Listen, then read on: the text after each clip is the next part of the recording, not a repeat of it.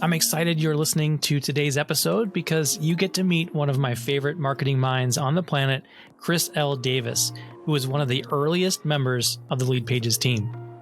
Today, Chris is the founder of Automation Bridge, a training, consulting, and certification community for automation service professionals and entrepreneurs like you ready to put marketing automation to work the right way. He's also the host of the All Systems Go podcast. In this episode, we dive into his journey from electrical engineer and startup employee to a successful entrepreneur. I also get his take on marketing automation strategies, tactics, and tools that people like you and I can put to use right away. Be sure to follow along with the transcripts, show notes, and more by visiting this and other episodes at leadpages.com/podcast. Now, let's get to it. Chris Davis, so good to have you on this episode of the Lead Generation, sir. Bob, always. And when I say always, I don't mean that as just kind of like a word that's thrown around. It is always good to be back with you, man. Always. Thank you for having me. You bet. I thoroughly enjoyed our time together on the All Systems Go podcast, which you host, and I enjoy listening to those episodes all the time. I want to start today's episode with a question I like, which is how do you transform the lives of the clients and customers that you're working with these days? Yeah, the one word that comes to mind that I do now intentionally that I was doing prior and just didn't realize it is clarity. Clarity is everything. And especially when you come into the tech space, you can do a whole lot in a foggy situation, right? Like not being able to see things and know what you're doing. You could build yourself into a world of trouble, truly, and not realize it until much later. So clarity and understanding not just the process, but all that's entailed with it or encompassed with it seems to be the gift that just keeps on giving, and people are appreciative of it. And I enjoy doing it. So it's a sweet spot. Yeah, you're quite good at it. You're one of the best educators I've ever run across as a colleague and as a fellow marketer. Now, you weren't always in the marketing space, of course, especially not marketing automation. Mm-mm. So I'd love for you to share the kind of Reader's Digest version of your journey from, professional engineering type over into the marketing space, and then I'll ask you a little bit more about how you went from inside to outside of corporate land. Yeah, I wasn't given this title. It was actually my mentor, who actually is my spiritual father. He gave me this title of my life. And I said, man, that sums it up. He said, from animation to automation. And the reason why that's important is because before I even went to school and went to become an engineer, I loved art. And I wanted to have my own animated cartoons. So I was drawing and all of this. And I thought I was going to go to school into fine arts and something with video games and all of that. And here I am now in automation. So when you say from animation to automation, it does encompass my entire career. And the Reader's Digest version is just that. I wanted to be an artist, man. And I think, Bob, there were signs of it when I was at Leadpages, like the flow charts and everything. I think that was literally like the artist in me trying to come out, like trying to say, hey, I'm still alive. And then the process of building landing pages, always enjoyed it, always cringed at ugly ones. So that kind of stayed with me, and, went to school to do engineering. I held on to art half of the time there. But the important part about engineering, I will say, is this. College, do I use what I learned? I use a lot of what I learned, Bob. I do. And it's because I'm an analytical and logical person. But the best thing that college taught me how to do was how to learn. It taught me how to work through a problem until you truly figured it out. And I did not realize how powerful that skill set would be as an entrepreneur and just as a person working in different capacities later. So, going to school for engineering, electrical engineering, digital electronics is what I specialized in, graduated, went to the corporate world. And I know we'll get into the rest of it. Corporate, startup, entrepreneur. And here we are, man. Yeah, it's been quite a journey, and I know you've had a great support system with your wife along the way. We could probably Yeah. talk a lot about what importance that is as well, right? Um, Yeah, man. Yeah. but I'd love to chat first on, you obviously went from a corporate gig to startup land with Leadpages. Hmm. You eventually went to other software companies like ActiveCampaign. Yep. Um, then you decided, and I think along the way you had a bit of a side hustle. So how Yep. did you decide to, first of all, start up a side hustle? And then how did you have the confidence to go ahead and hang your own shingle Oh and man. leave startup land and corporate world for your own business? Great question. Pain, man. I think pain propels people into their purpose a lot of times. And then we got the three P's there, but I wasn't planning that. Bob, it just came out. But seriously, when you're comfortable, let me speak for me. Okay. When I was comfortable, I just didn't have the fire. I had the desire. I didn't have the fire. It's like one day I want to do this. One day I want to do that. Um, so when I look at it, the the source, the genesis of me starting a business and really as a side hustle was when I was an engineer. That was my all. That was everything. I had literally every fabric of my future was in this job. And it was because everybody told me, oh, engineers don't get laid off. You'll be an engineer forever. You've made it, right? They didn't realize the shifts, that would take place that had never been seen before in the US. So once I lost my job, man, that was, I mean, it rocked my reality. It really slapped me in the face and forced me to say, okay, this is the picture everybody painted, but this is what you're living. And one of the decisions that I promised to myself, Bob, is crazy because I recorded a video to myself the day I got fired.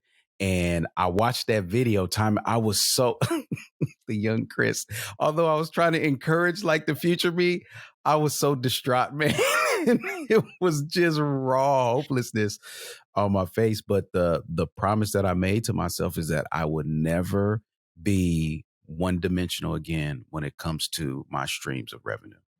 Mm. So even when I started working at Leadpages, I had already started, moving in the direction of Automation Bridge, and I just told myself, I'm not going to do anything offensive. We at the time, Clay had some pretty strict rules, and he wanted to make sure that there was no ethics or competition with the company and all of that.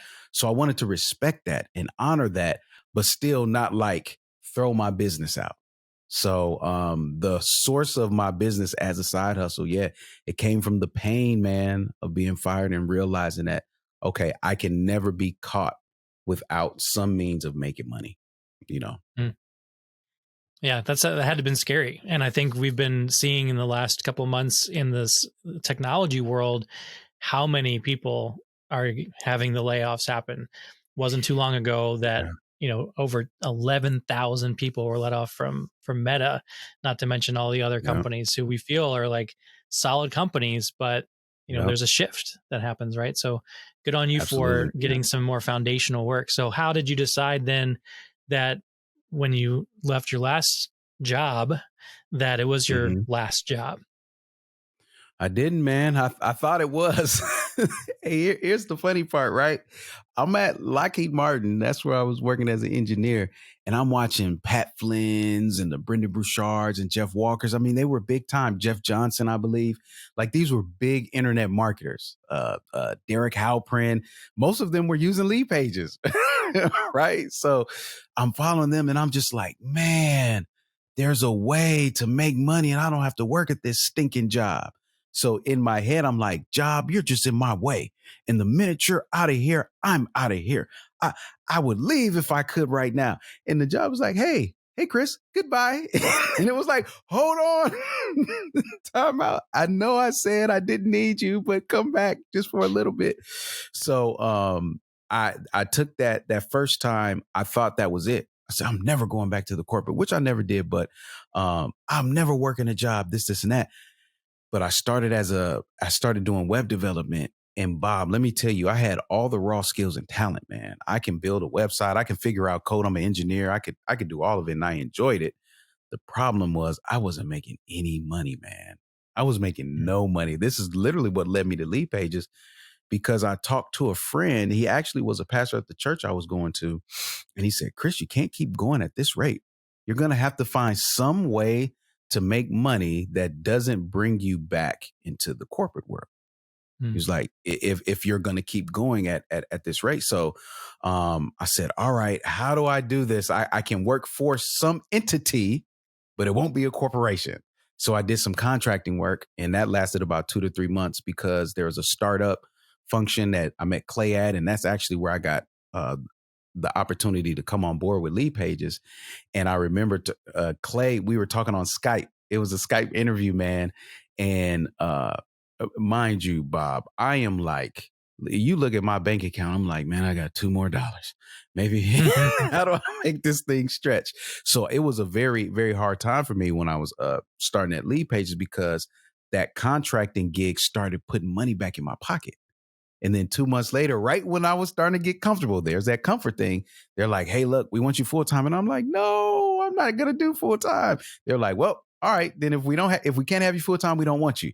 So I'm facing the reality of going right back to having nothing, man. This is around the time I met Clay. He gives me the invitation to come. We're on a Skype interview, man, and he makes the job offer. Bob, I don't know what to do. I never used Skype before Leadpages, by the way. And then I'm like, whoa, do I say yes? Do I like, I wish he was recording and we could see my face. Right. So I said, Clay, give me a minute. I run upstairs and I talk to my wife. I said, look, I've got this offer. It's like this small company. I don't think they're a corporation. Like, I didn't know what a startup was, Bob. I was trying to explain it without saying startup, because I didn't know what it was. And she agreed. She's like, I think this is a great opportunity.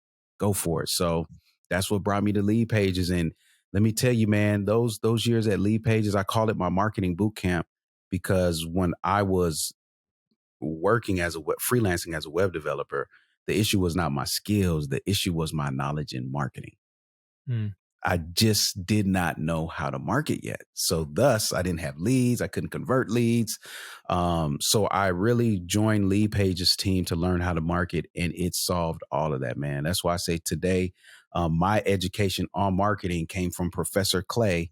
I've told him that many times, and the times that we had, these were the funnest times of my professional career to date, Bob.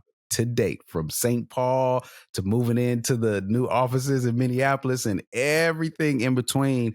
The experience with everybody that I work with, but more so just learning marketing at hyperspeed.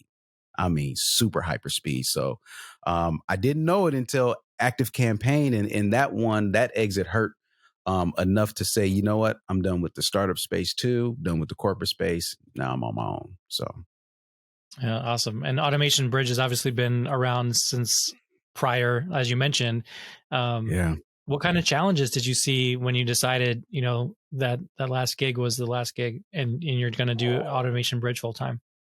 Oh man. So the greatest thing I'll say is that since I never let it die, I was always laying bricks.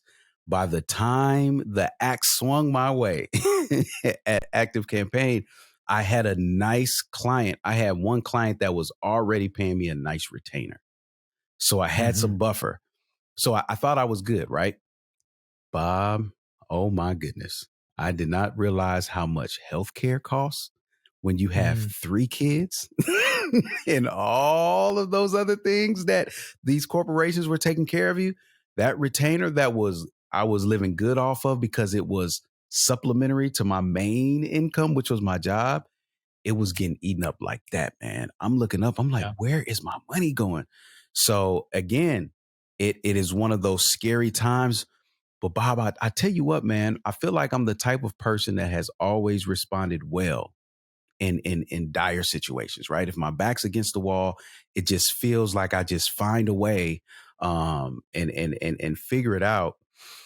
And that's what it took, man. It just took the constant meeting the market at where they're at with what I have versus what I want the market to get from me and pay me to do. Right. I think a lot of people mix that up. They're like, this is what I want to do. This is what I want to be known for. And it's like, well, eventually you probably will. However, what is the market asking of you right now? So at that time, Bob, I wanted to launch a course, a program. I already had like a mentorship program going, but I wanted to take this program and make it into actually what it is today. But that's what I wanted my day to day to be. Bob, Mm, I hadn't built up the momentum for that. And if I stuck to that, I was going to be broke again, which I remember that pain and I remember that struggle. So I was like, no, I'm not going back to that. So I just stopped. Sometimes we have to stop talking to people and just listen to them. I mm. stopped. I read through the emails. What are people responding to? I looked at the blog posts people were most frequently visiting. Looked at the questions I was getting via the webinar. Right? Some people think you have to literally talk to somebody. No, people have been talking to you all along. They just talk different by visiting pages and filling out forms and asking questions, right? And when I went through it, I said, people really are looking for consulting. So that's what coaching. I'm sorry, not consulting, coaching. So I started doing coaching. And that is what helped me bring in the revenue that I needed in the early stages of my business till I could build out the program to start to carry me more consistently. Yeah, and I imagine if you're like a lot of folks that go the coaching route before courses, you have better courses and programs because you had that one-on-one time, right? Yes, Bob. 1000%. And if you're a true coach at heart, like you said, I love educating people and I love encouraging people. That works really well with coaching. I'm the type of person that likes I'm like the coach that's not just calling plays on the sideline. I want to get in there. Like, hold on, let Hmm. me just hold on. What are you? I want to sweat with you. So I'm not recommending technology that I'm not using. If they say, hey, I'm using this, I'll test it out myself. Oh, wait, well, this is why I wouldn't recommend it. Right. So it helped me learn so much, not about just more software and technology and how to use it effectively to grow a business, but it helped me understand the struggles so I can truly speak to where businesses are at. And now, I mean, it was instrumental. Now, granted, I was also paying attention when I was at Leadpages, all the questions and struggles we used to get on our office hours. And then when we used to call the customers, they would come in and we would do workshops and all of that. And that active campaign, I was always attentive to the needs. So over a 7-year, 8-year span, I've been attentively listening to people's problems. Mm. So now I stand where I can essentially tell my audience what their pain is more so better than they can describe it themselves. But coaching was a huge aid to that because it really let me know from their mouth directly what they're struggling with and the opportunities that the marketplace was lacking. Yeah, I love that you decided that your future self couldn't be your current self yet, and you started the path with coaching. But Yeah. fast forward a couple of years now, since you started that pathway, you have built out a little bit more of a portfolio of Yeah. services and revenue streams for Automation Bridge. Give us a Yeah. picture of what's that like? What kind of proportion of your time and revenue is in coaching versus courses versus a certification program that I'd love to chat with you about here in a moment too. Yeah, yeah. I love it, man. I'm not quite where I want to be. I think if you ask anybody, they could be in a perfect situation, someone else, and they're like, I'm not quite there yet, right? But I want to acknowledge it's good. An average day for me, I wake up at 5:30 a.m. I get my devotion and meditation and prayer time in.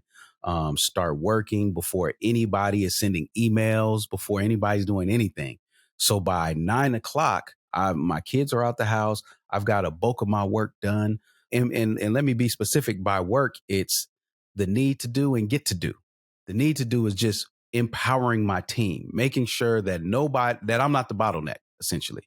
Once I've done that, because they're going to wake up soon and they'll have everything that they need to get going, then I work on what I get to do. And this is usually like me playing around with automation, right? Like just today, no lie, I'm playing on one of my screens. I have a auto login form for premium content on my website that I'm trying to figure out how can I create that auto login experience where I don't have to send somebody to a login form. I want the page to refresh and blah, blah, technical stuff, right? But that's my playground. I got to play with that this morning, Bob, because I got my work done. And then right around 10 o'clock is when I usually have a meeting, whether it's a group coaching call for my students that are going through my program, or, a podcast like this, or just a regular meeting. And then the rest of my day is free. So if I have to be on a podcast like this, I can. If I want to meet with the team, I can. So my day is pretty flexible, and I love it, man. And then just the day to day, most of my time is spent with my students. They're split up into ones that are certified and ones that are not, but all of them are digital marketers that said, "Hey, look, I want to go a level deeper and do automated digital marketing," which we call marketing automation. So sharing tips, tools. Hey, what are you guys working on? See, solving their problems. I have my own community outside of Facebook, and then I do weekly office hours, for them. And then I have like bi-weekly coaching call for everybody that's going through the program. So it's a program, and then it's like community, after the program. So it's the best thing, man, because one of the best decisions I made, Bob, was to make sure that I vetted firmly everybody that comes in. So I don't have a community of thousands of people where some people don't log in for months. We're in there daily, Bob. Like, I learn so much from them. They learn from me. It's literally what I've envisioned my business being. So once you've been in that for a while, you can raise your hand and say, "Hey, I want to be certified."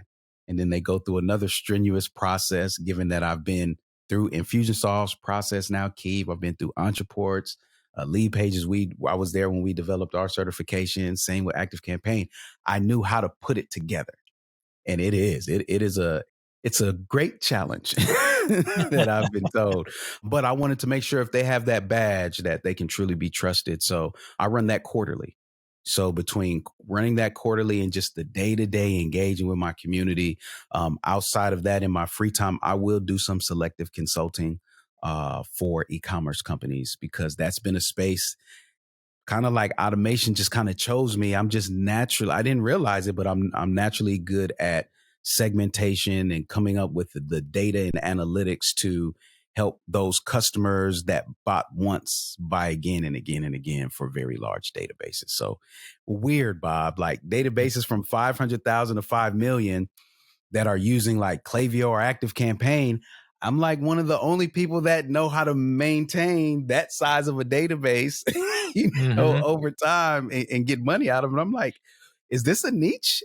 Like, is this a thing? So yeah, that's my day to day, man. So my level of satisfaction right now is a strong 8, man. Strong 8. That's fantastic. I want to talk about some marketing automation tips and tricks and strategies and misconceptions here in just a moment. But before we do, Yes. you mentioned part of your role is building up this community and in podcasting.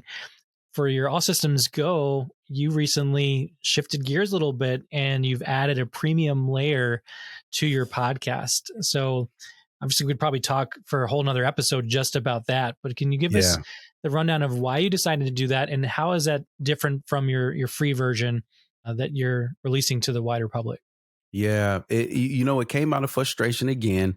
I just wasn't satisfied. I don't think any marketer is, honestly. I think any podcaster at some level, you just submit and bow to the reality that you're not going to have the metrics that you're used to in all of your other marketing. Any other area of marketing, I can get the metrics, analytics that I need, except podcasts. And it was driving me crazy, man. It was driving me crazy, Bob. So I was like, I'm the type, I can be an extremist at times. I was going to wipe the whole podcast out. I was just forget it. I can't tell who's listening, how effective it is. Although everybody that enrolls in my program, I was binging the podcast, right? I see people, Chris, keep up the good work. So anecdotally and maybe qualitatively more than quantitatively, I've been able to measure some impact, but I can't draw a direct line, Bob.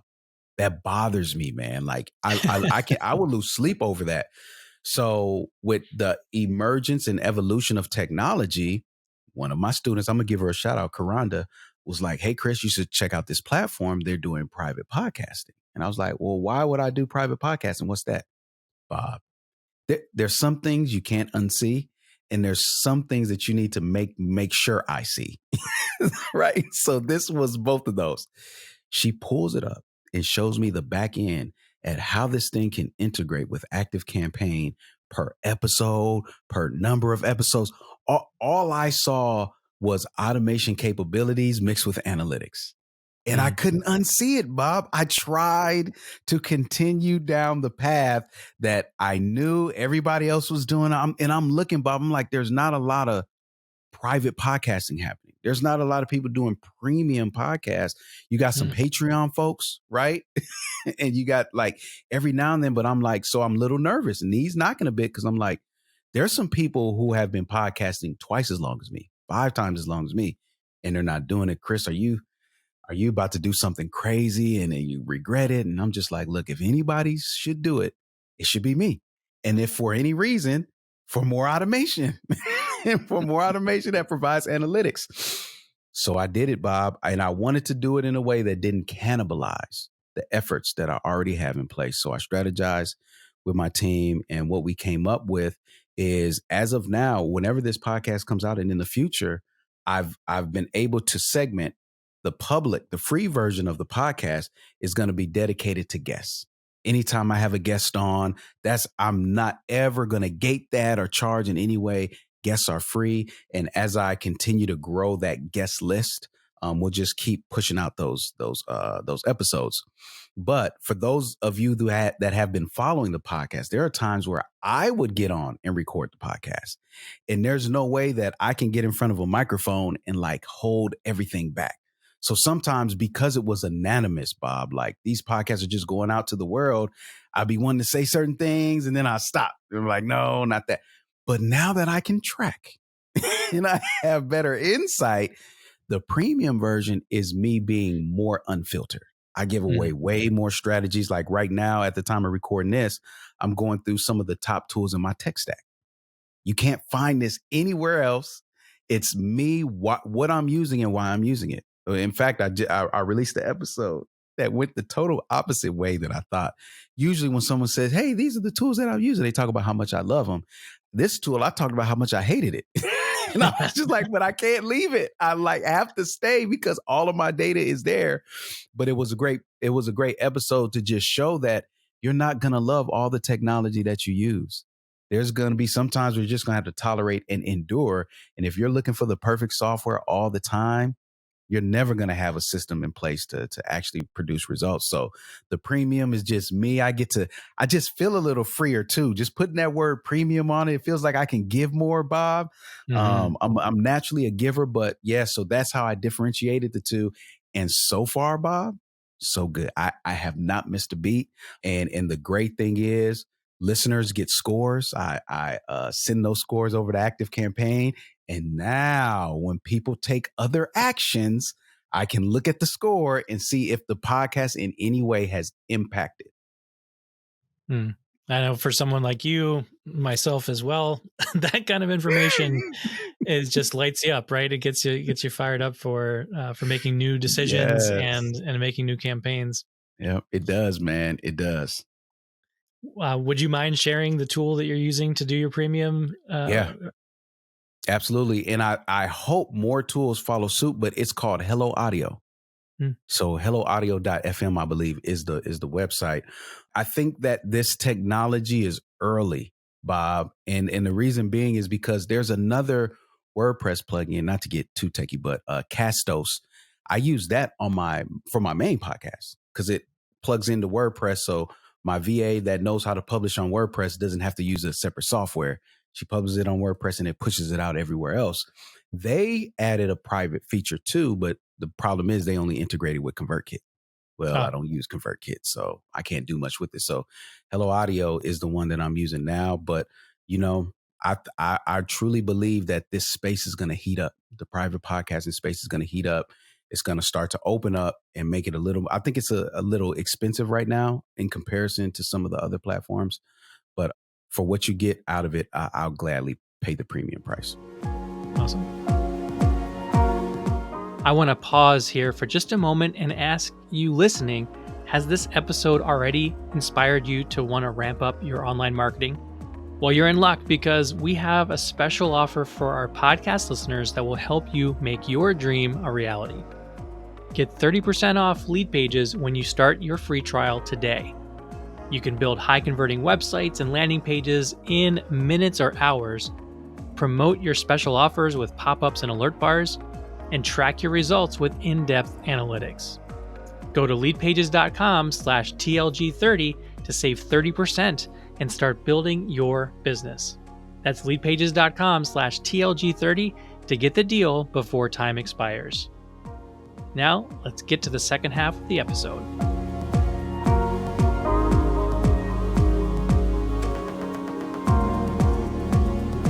Let's switch gears now to your zone of genius, which is the marketing automation world. And people who come across your materials get a wealth of education in any of the versions that you have, whether it's the podcast, your blog, webinars, you name it.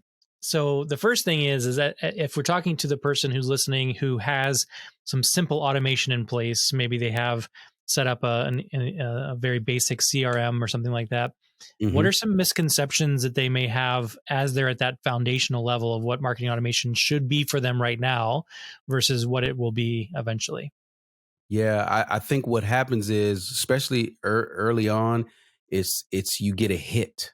It's like a drug. You get a hit of what marketing automation can do. And rightfully so, you want to automate more. You're like, this is working. What else? Where else can we use this tool? And I get it. I have to catch myself as well. But what I have to tell people is this: automation is always an emulation. Emulation of what? Your marketing acumen and strategy, right? So if you can't, if without the technology, you can't do it, the technology is not going to enable you to do it. You know what I'm saying? So if I don't know how to market and talk to people in a way that gets them to say yes, I'm not going to be able to just put up a landing page and expect people to say yes. I don't know the language. I don't know how to truly market. So what I have to tell people is get that foundation in place, but then get right back to manually getting in front of people, talking to people, understanding what the need is, and making sure you're documenting the processes that work, because that's going to be what your future automation is applied to. So oftentimes, Bob, this is the trajectory. Someone starts out, they start getting some, even if they've done it right, most people don't, but they get the right foundation in place with some automation. Nothing fancy, Bob, like you said, basic CRM software in place, integrated with some lead generation, some follow-up emails, and bonus if they have a checkout page that integrates with that CRM software too. Right? I call it a profit pathway. Some people call it a sales funnel, whatever. It's the basic elements. I can capture leads, follow up, and close. Right? And they're using the minimal tech, Bob. So you start out, wow, great job. You figured this out. Somewhere along the lines, they overcomplicate it. Somewhere, Bob. And most of the times it's because they're patting themselves on the back saying, good job. Let's do more. Let's do. And trust me, I get it. But once you go beyond the basics, you have to, you can do the basic setup with pretty much standard software.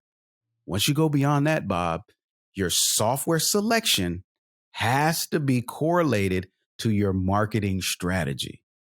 Otherwise, you will find yourself on AppSumo every day, purchasing everything for lifetime. You'll find yourself being targeted with all these Facebook ads. And since your money's going low, you're going to enroll in somebody's course, hoping that it's the silver bullet for you. And you feel empowered because you have all these tools, and you'll get on a call. Like this happens to me all the time. And I'll talk to people and they're broke, or their businesses in a broken state, and they'll list off, but I've got this. And it's just a list full of AppSumo software. It's just like, I can't use any of that. Good on you that you have lifetime, but what is lifetime with that when it's useless? So I have to literally walk through strategy. And it's to the point now, Bob, that actually at Automation Bridge, we've stopped doing strategy, and we're partnering with other companies that do strategy, because the input to automation is a defined process. That's when it starts, right? So if you don't have a defined process, we really don't have a conversation. So a lot of it is prepping people to say, good job on the foundation. what are the processes that are working right now? And that's where they get stuck. They need to get with somebody, do some process mapping and understand. And then once we see some processes that are working, I don't care about the ones that are not working, Bob. I want the ones that are working. Now I can come up with what happened if we apply automation here, here, and here. Now that's a very specific skill set. And you've seen the raw version of me really defining and perfecting that. But I've done it so often over the years now. Once somebody shows me their processes and I can understand their business model, I can tell them, okay, if we're going to apply automation here, this is what it look like. This is what it would look like. And here are the results that we should expect. And guess what, Bob? All of the results are not monetary, which True. it shouldn't be, right? If Right. automation saves you 5 minutes today, take it. But if we can say that though, right? Automating this task, I'm using Zapier to do it. Now Zapier is going over to Google Drive, creating the folders and moving a file over for me. Here's the sleeper, Bob. That 5 minutes just looks like 5 minutes on paper. But here's what it looks like to the founder. Here's what it really is to the founder who's busy. Okay, I'm busy. I'm running. Oh, I have to do this task. It's just 5 minutes. Just 5 minutes. But what Probably happens, the Bob? worst phrase in entrepreneurial life is just 5 minutes, right? Right. So we think to ourselves, I'll get to it. It'll just take 5 minutes. And then 2-3 weeks later, that just 5 minutes is still sitting there undone. But here's the problem. That 5 minutes has now created a bottleneck. So now if you were to do what would have once took you 5 minutes, it may take you 50 now. It may take you 5 hours, right? So when I can save time or money, I go for both. So I'm not the type of person that's like, hey, look, if we do use automation, you'll be a millionaire. No, you might be a millionaire in time. I might save you 1,000,000 hours this year. You have to value it, right? And understand that time saved is money saved as well. So Yeah, it's really good. Now, I remember when we taught a class once upon a time together for Leadpages, you said something to me that I think is important to share, which is if you automate a broken system or a broken process, you're just going to scale up the broken process, right? And I think you yes. spoke to that already, but anything to add color to that for those that feel like they're ready to automate and we just want to like slow the roll a little bit and as you Yes. said, like let's make sure the process is good before we scale it up. Yes. Remember this, everybody. Automation, of course, is emulation. It's also objective and absolute, which means it doesn't care about all the things that you have going on. It just wants to be used. And when you use it, it's absolutely going to do what it's supposed to do. There, automation is not to be filtered. What it is truly amplification. It wants to amplify everything that you do. It's not going to check with you and say, hey, wait a minute. Do you want me to amplify this or this? It's just like, hey, look, is that what you want everybody to see? I'm automation. I'll let everybody, everybody see it. So it's a word of caution to people that if you truly, the good thing is without automation and you don't know what you're doing, nobody knows. Just you and your little pocket of people over here. But the second you start, and Bob, let me take some of our listeners off the hook because they're looking at gurus like, oh, I'll never be there because I sent an email with a broken link and this, and that. I have found that the quote unquote gurus automate broken processes more than anybody. Yep. I mean, buttons that don't work, opt-in forms that you can't submit, broken links, unsubscribing, and they still send you email. There, I see that more often than anything. And the thing to think about is, do I want to move at a pace that gives me the feeling of rapid progression and growth? Or am I okay slowing down and making sure I get this thing done right? I lean to slowing down and making sure I get things done right. I've been in, you've seen me, I've worked in environments where we are moving fast. So what I've had to do is learn how to do the right thing fast. But that's again, Bob, that's a special skill set. And I don't say that arrogantly. I say that humbly because I used to just think that everybody could do that. Like just Mm-hmm. do the right thing technically fast. And I would have this expectation and I would keep getting disappointed. And I had to take a step back and say, okay, Chris, wait a minute. Maybe it's me, not them. Like what I have learned is not just commonly known or commonly acted upon. So yeah, definitely take your time. I get we're in a rush society, but I promise you the time it takes to slow down and just get it done right, you will get paid back exponentially on the back end. I'm a big proponent of protecting the back end. I want it all on the back end, Bob. I It's your own sacrifice version the of front end. CYA. Right. Back end. Right. Absolutely, man. Yes. I love it. So you mentioned that automation begins really with the process and the strategy. And I think it would be Mm-hmm. helpful if maybe we picked a specific type of business model and dug into that a little bit further. Yeah. So a lot of the listeners of the lead generation span all kinds of industries, but a good Mm-hmm. portion are in the coaching space. So you talked about that for your own sake. Let's say we have a coach who is working with a little bit of one-on-one clients, maybe some group programs. What are some of the opportunities that you usually find are super helpful for that type of a business owner? Where automation can play a role that they might not just think about on their own. Yeah, I've lived this one, so I've got unlimited. But one of the things that I don't think you can ever minimize is the power of a webinar, especially if you're a coach.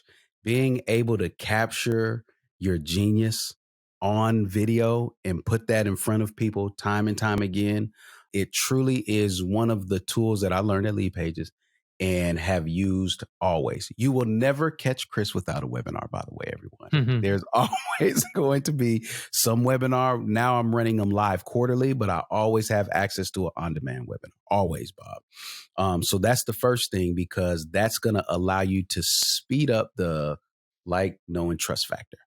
Right? They're going to get to see your personality, to see your expertise, to get to ask questions.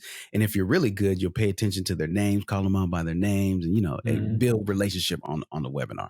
So that would be a form of a lead generator, right? I'll take one step back to, okay, well, what about a lead magnet? Because usually my lead magnet will lead to a webinar. Right. So the lead magnet that I used to have is, of course, extracted. This is the sliced bread approach.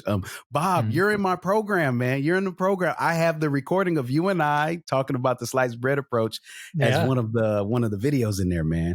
So I like to start with my product and derive a piece of it that I'll give for free.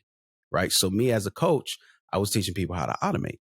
So I've got three things really that I would give them. I would either give them sample automation, which I call the single double, right? Or I would give a small video series that walks through how to get started with email marketing, because I knew that's what you wanted to get started in. And then I've got a 5-point automation checklist to help those who want to build automations the right way, right? All aligned with my product, Bob. If you consume any of those three, it's going to make sense to go into the program, right? So now when you register for the webinar, I can give away that lead magnet, and I can give away the lead magnet on its own. I've got multi-purpose. So if somebody comes to my website, they don't have time for the webinar, they just opt into the 5-point automation checklist, or hey, when you register, we're going to send you a 5-point automation checklist, XYZ. Now, our good friend Ty Goodwin specializes in quizzes. Quizzes are huge, right? They're great for lead generation if you want to put them on the front end, especially as a coach. If you want to put them on the front end as your lead magnet, or you could put them on the back end, right? Yep. I've used quizzes after the webinar that if I drive somebody to a page, and if I see two days that they haven't purchased, but the information that I captures tells me they're a good fit, I'll say, hey, use this to help you decide what the next step is. And it's essentially me saying, maybe this quiz can tell you that you need to enroll better than I can, right? And they go through, hit the buttons, and it pops up, hey, you'd be great for the program, right? Yep. So very strategic. I guess you could see that I'm a multi-purposer. I like to use one thing in many ways, right? But for a coach, and so we've got a couple strategies with the webinar and then the lead magnet that drive to the webinar, and the webinar that drives to their scheduler if they're taking on one-on-one or group coaching, something like that. Or maybe you just want to drive directly to a checkout. I haven't traditionally drove to a checkout. Usually, because my stuff is a little more high ticket, I'm usually setting up a phone call. But I have to say this, Bob. I have to say this. If you are, this is not just limited to coaches, but if you are a coach, you've got to get a good lead gen form in place. Name and Mm, email is no longer enough, Bob. It's no mm, longer enough. You have to ask the questions that will better help you decide how you can help that lead. Okay. Don't be afraid to ask more than 2 to 3 questions, right? You don't want to overwhelm them. This is where quizzes come in because you could ask like 10, 20 questions and it'd be really interactive and people don't even realize I filled out a whole application, right? yep. But if you put that on the application, they'll be like, oh, I'm leaving here. So capture the information. And what I like to do, we're getting into it, Bob.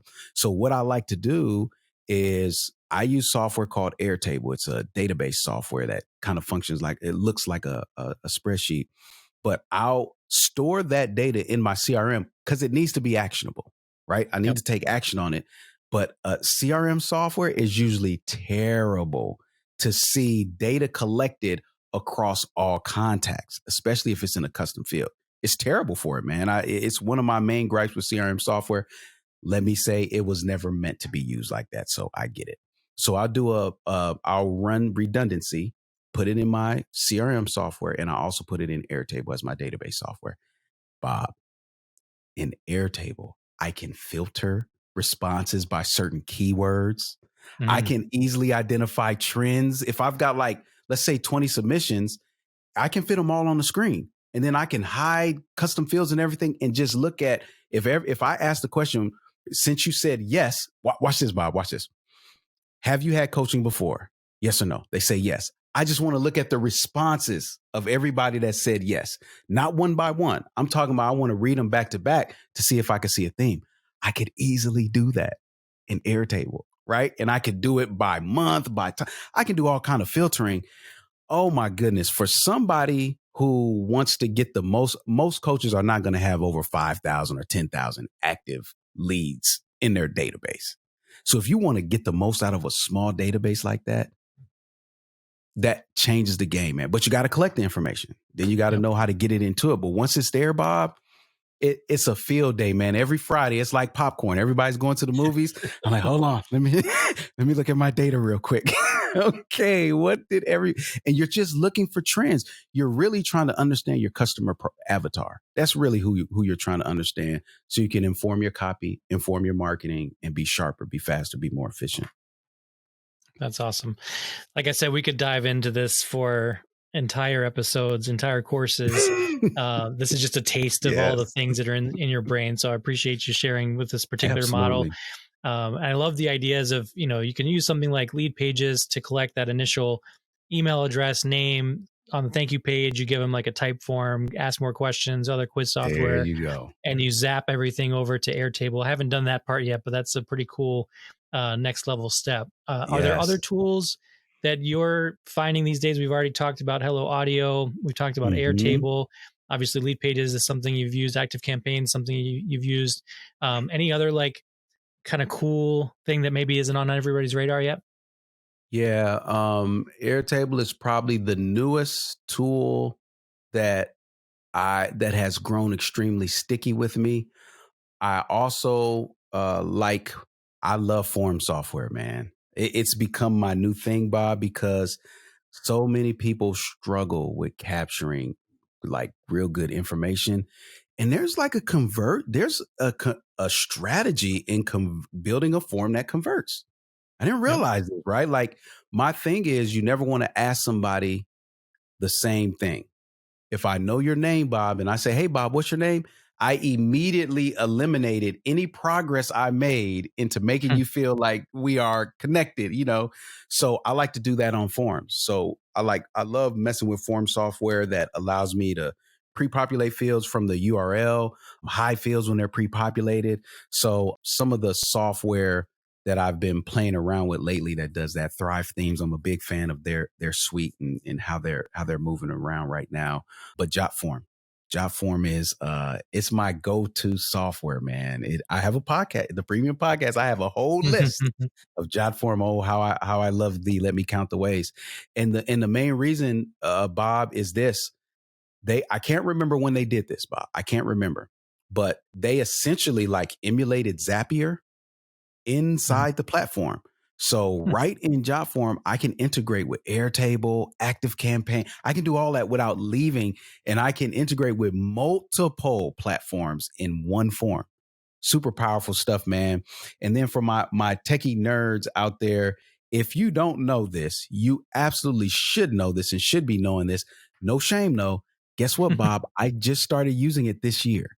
All right. So you guys are off the hook if you're like, how could I not know? But Make, previously Integromat, it's a must have in your arsenal.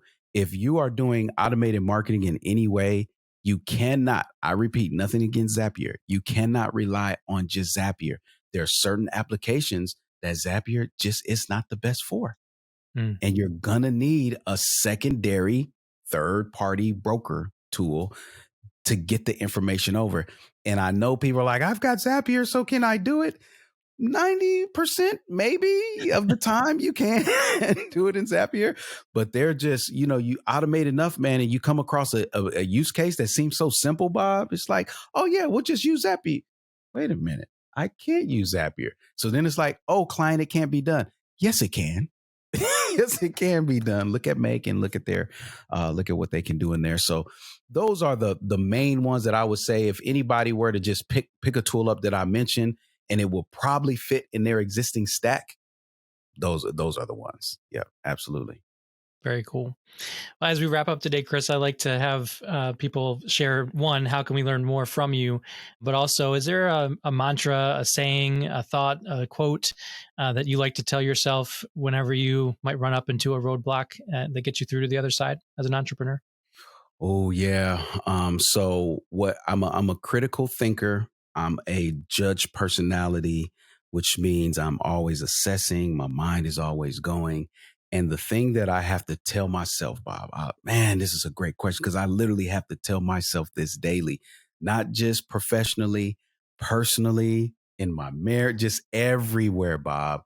And that is be slow to judgment, be Mm. slow to label. And this is why it's important to what you're saying. There are times where an event in business will take place. And the first thing we do is label it good or bad. The second you do that, you have assigned a narrative to what has happened. And that narrative may more than likely is not true. And now you're operating on a false pretense, which really usually just adds to the negative and low feeling that you have. So what you have to do is suspend judgment, say, hold on, wait a minute. Let me objectively receive this event that has taken place in my business. And this is only when you do that where you start hearing the Tony Robbins and all of these other motivational speakers that say, find opportunity, right? The bug is a feature, right? You can't do that if you're prematurely assigning a narrative that's usually negative to an event that takes place. So I've learned to take things objectively. If right now, Bob, if I had like a client that was paying me $25,000 a month, now it'd be easy to eat easy on a $25,000 a month client, right? And I just lowered my guard and said, you know what? Don't need to run my program anymore. I've got a client that's doing it. And as we're recording, I get an email. Hey, Chris, we have to cancel. I know there's a cancellation fee. We're going to pay that. We no longer need your services. It will be so easy to label that as bad. Oh my gosh, what am I going to do? But I've just learned, let me be slower to judgment. Let me accept this objectively. Okay, what happened? Person was here. Person is no longer here. Why did they do it? What's the opportunity? What do I have to look out for? And what do I do next? Before I even say good or bad, because usually, like, especially when someone loses their job, it's not until 5-6 years later they're like, and it was the best thing that ever Yep. happened to me. Right? Because they immediately put that judgment on it. So that's, if anything, Bob, I tell myself that probably multiple times a day, every day, man. I love it. And I love that your clarification of that is not ignore it, right? Whatever it is, it's not like you're sticking your head in the sand and saying, I'm not Yes. going to look at that. It's let's get the magnifying glass out. Let's observe it. Don't take it Yep. personally. Yeah. And let's go from there. Yes. So that's all really great stuff. Yes, Bob. Yes. Awesome. So Automation Bridge is where we can find Chris L. Davis. Thank you so much, sir, for joining me today and educating the lead generation. Really appreciate it. Yeah, I'll tell everybody, I've got a URL for you if you want to use it. What's going to happen is I'll be able to track that you came from this podcast, and I get to say a special hello to you. So if you want to see that automation, you can just go to automationbridge.com/lead generation, and you'll be able to get that. On that page, you'll get the 5-point automation checklist, but the actual bonus automation too, that is just me saying, you'll be like, hey, he did what he said he was going to do. Yep. Just little cool stuff, right, Bob, that we could set up that I like to show people. Awesome. Well, thanks again. We'll have that in the show notes along with some other goodies for you. If you're an active listener, obviously, of the lead generation, you know that we always do you well over at leadpages.com/podcast. Thanks again, Chris, for joining me, and look forward to future opportunities to chat. Absolutely. Thanks, Bob.